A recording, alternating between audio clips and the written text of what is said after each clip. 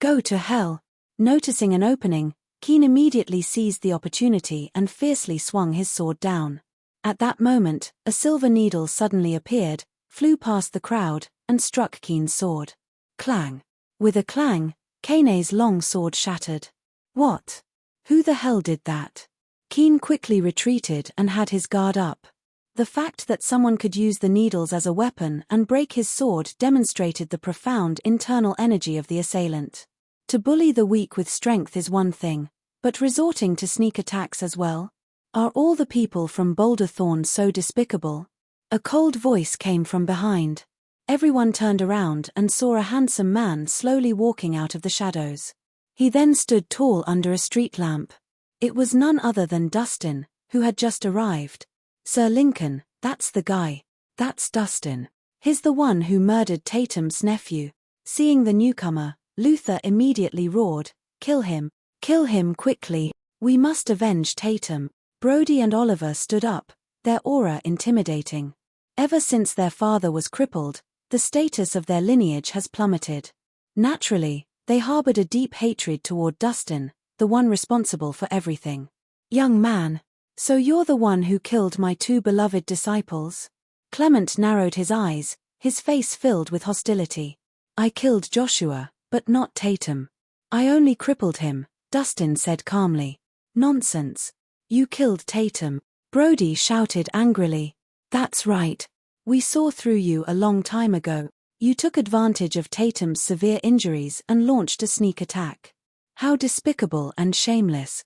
Oliver chimed in. "I wouldn't have gone through all the trouble if I wanted to kill Tatum. I would have finished him off directly in the arena. But of course, if you don't believe me, you can assume I killed him," Dustin replied indifferently. Looking at the current situation, Dustin knew there was no hope of clearing up the misunderstanding. No matter how much he explained, it would be futile. "Hey, Sir Lincoln, did you hear that? This brat is extremely arrogant. If we don't tear him limb from limb, how will Boulderthron continue to stand on in the martial world?" Luther and his two sons continued to fuel the flames.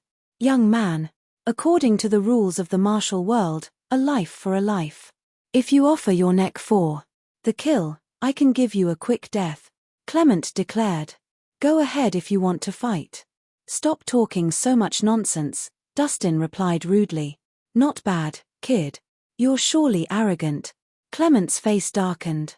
"If I personally take action, others will accuse me of bullying the weak with strength. So today, let my disciples have a go at you. If you manage to survive by some stroke of luck, I'll spare your life." Formation. With a single gesture from Clement, 7 of Kirrin's disciples stepped forward and surrounded Dustin from all sides. Those disciples were the best in Royal Valor. All of them were powerful.